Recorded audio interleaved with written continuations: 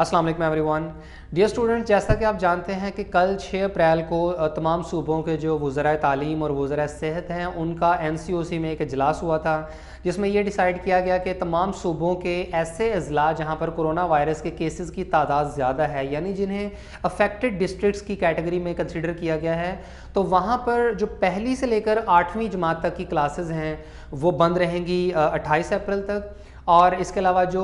9th 10th first year और second year की classes हैं वो स्टार्ट होंगी 19 अप्रैल से। यानी मैट्रिक और FSC के तलबा की क्लासेस जो हैं वो हफ्ते में 2 दिन होंगी, पीर और जुमेरात को, और ये 50% हाज़िरी के साथ होंगी। और ये जो डिसीजन है ये सिर्फ़ और सिर्फ अफेक्टेड अजला के ऊपर है, जबकि जो नॉन अफेक्टेड डिस्ट्रिक्ट्स हैं तो वहाँ पर क्लासेस जो हैं वो अपनी रूटीन के हिसाब से चल रही हैं, वहाँ पर स्कूल, कॉलेजेस और यूनिवर्सिटीज़ भी ओपन हैं। लेकिन जो अफेक्टेड डिस्ट्रिक्ट्स हैं तो वहाँ पर 28 अप्रैल तक तालीमी इदारे बंद रखने का फ़ैसला किया गया है, पहली से 8वीं क्लास तक के लिए। मैट्रिक और FSC की क्लासेस जो हैं वो 19 अप्रैल से स्टार्ट होंगी, हफ्ते में 2 दिन, जबकि यूनिवर्सिटी जो हैं वो बंद रहेंगी और वहाँ पर सिर्फ ऑनलाइन क्लासेस होंगी। इसके अलावा 6 अप्रैल की मीटिंग में ये भी फैसला किया गया कि कोई भी सूबा अपने बोर्ड एग्ज़ाम जो है वो रमज़ान के महीने में नहीं लेगा, बल्कि ईद के बाद बोर्ड एग्ज़ाम्स लिए जाएंगे। अगर आप तमाम सूबों के मैट्रिक और इंटरमीडिएट के बोर्ड एग्ज़ाम स्टार्ट होने का शेड्यूल देखें तो यहाँ आपको अंदाज़ा होगा कि पंजाब, आज़ाद जम्मू एंड कश्मीर और बलूचिस्तान में मैट्रिक के बोर्ड एग्ज़ाम जो हैं वो जल्दी स्टार्ट हो रहे थे। लेकिन अब कल की मीटिंग के फ़ैसले के बाद इन सूबों को अपने बोर्ड एग्ज़ाम्स डिले करने पड़ेंगे। वफाकी वज़ीर तालीम शफ़क़त महमूद की तरफ से ये कहा गया था कि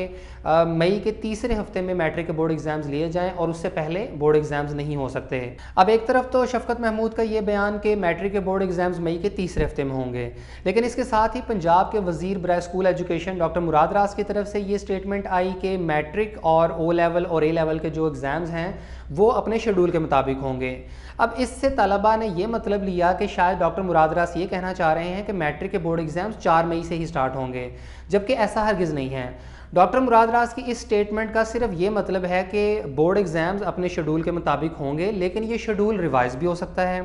इनके कहने का ये मतलब था कि किसी भी स्टूडेंट को बग़ैर एग्ज़ाम्स के पास नहीं किया जाएगा और मैट्रिक और O लेवल और A लेवल के एग्ज़ाम्स हर सूरत में होंगे। इसलिए कल से जो ये जानबूझकर कन्फ्यूजन क्रिएट करने की कोशिश की जा रही है कि जी डॉक्टर मुराद रास का बयान जो है वो और है और शफ़क़त महमूद का और है, तो ऐसा हरगिज़ नहीं है। डॉक्टर मुराद रास ने कहीं भी 4 मई की डेट का जिक्र नहीं किया, बल्कि ये कहा गया है कि शेड्यूल के मुताबिक होंगे, और ये शेड्यूल अब डेफिनेटली PBCC की जानिब से रिवाइज़ होगा और मैट्रिक के बोर्ड एग्ज़ाम्स का शेड्यूल जो डेफिनेटली मई के तीसरे हफ्ते या उससे बाद में ही होगा। मैट्रिक के बोर्ड एग्ज़ाम्स का शेड्यूल तो चले वाज़े हो गया, लेकिन इसके साथ ही साथ इंटरमीडिएट के स्टूडेंट्स में भी अब ये कन्फ्यूजन क्रिएट हो गई है कि क्या पहले से ही अनाउंस शुदा जो तारीखें हैं उसी के मुताबिक बोर्ड एग्ज़ाम स्टार्ट होंगे, जैसा कि पंजाब में 12 जून का कहा गया था। तो ऐसा हरगिज़ नहीं है, क्योंकि जब मैट्रिक के बोर्ड एग्ज़ाम्स का शेड्यूल रिवाइज़ होगा तो ऑटोमेटिकली इंटरमीडिएट के बोर्ड एग्ज़ाम्स में भी डिले होगा।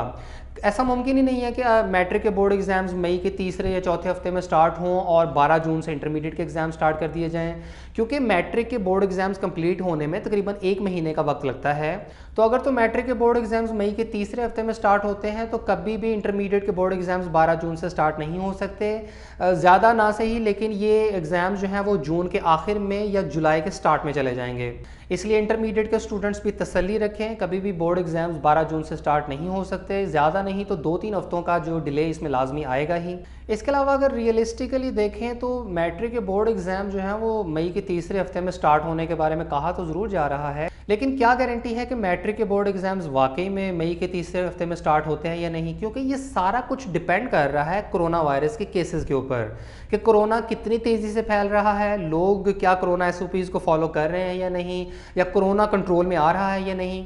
अभी तक देखें ये डिले हो चुका है मई के आखिर तक, लेकिन अगर तब तक भी खुदा न खास्ता कोरोना वायरस की सिचुएशन अंडर कंट्रोल ना रही तो इसमें फिर मज़ीद कुछ हफ्तों का डिले कर दिया जाएगा। आप पिछले साल की केस स्टडी अपने सामने रखें कि जब मार्च के महीने में तमाम तालीमी इदारे बंद किए गए और उसके बाद फिर ऐसा ही होता था कि 2-3 हफ्ते महीना डिले करते रहे और ये डिले होता होता सितंबर तक चला गया था। बोर्ड एग्ज़ाम्स कैंसिल कर दिए गए और 15 सितंबर को तालीमी इदारे खोलने का फ़ैसला हुआ था। इसी तरीके से इस साल भी है कि एकदम से 2-3 महीनों का डिले तो नहीं हो सकता, लिहाजा 2 हफ्तों का डिले किया जाता है, फिर एक मीटिंग रखी जाती है और कोरोना वायरस की सिचुएशन का एनालिसिस किया जाता है, फिर अगर हालात कंट्रोल में ना रहें तो 2-3 हफ्तों का डिले। अब अल्लाह जानता है कि ये डिले कब तक रहेगा, लिहाजा आप किसी भी डिसीजन या किसी भी शेड्यूल को हतमी ना समझें जब तक कि हालात बिल्कुल कंट्रोल में नहीं आ जाते। अब NCOC में अगली बैनुस्सूबाई वज़राए तालीम की कॉन्फ्रेंस जो है वो 28 अप्रैल को होगी और उसमें मज़ीद डिसाइड होगा कि क्या तालीमी इदारे ईद तक बंद रखने हैं या उससे भी ज़्यादा इसमें डिले होगा।